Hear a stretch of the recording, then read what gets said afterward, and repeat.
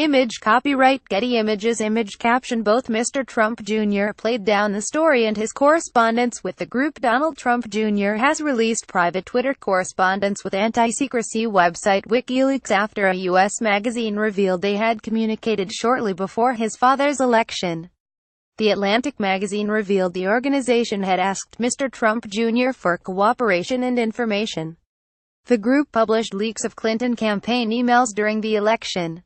Mr. Trump Jr.'s lawyers handed the Twitter direct messages to congressional investigators. The congressional inquiry is one of several looking into allegations of Russian collusion and meddling in the U.S. election. The largely one-sided transcripts show the president's eldest son replied only a few times to a series of requests from WikiLeaks. Image copyright FBGT. Image caption. Donald Trump Jr. also released emails about his meeting with a Russian lawyer in a series of Monday night tweets. Mr. Trump Jr. played down his contact with the groups, referring to his whopping 3 responses which he said one of the congressional committees has chosen to selectively leak. How ironic. Messages show WikiLeaks appeared to have first contacted Mr. Trump Jr. on the 20th of September, asking if he knew the origin of an anti-Trump website. He replied the next day saying, "Off the record, I don't know who that is, but I'll ask around. Thanks." The Atlantic alleges he then emailed senior officials including Steve Bannon, Kellyanne Conway and Mr. Trump's son-in-law Jared Kushner to tell them WikiLeaks had made contact.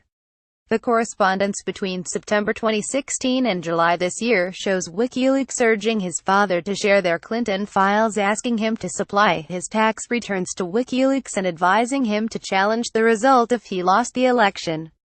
The Atlantic piece points out that while Mr. Trump Jr. didn't reply to later messages, timestamps from tweets show instances where he and his father appear to have acted on its requests by mentioning or sharing WikiLeaks stories shortly afterwards.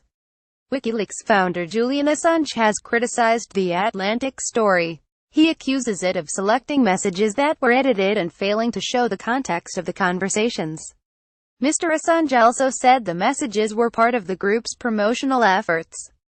WikiLeaks can be very effective at convincing even high-profile people that it is their interest to promote links to its publications, Mr. Assange said in a tweet.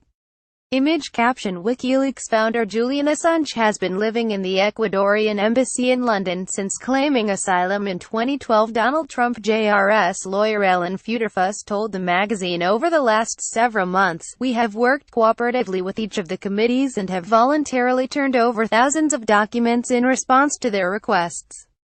Putting aside the question as to why or by whom such documents, provided to Congress under promises of confidentiality, have been selectively leaked, we can say with confidence that we have no concerns about these documents and any questions raised about them have been easily answered in the appropriate forum.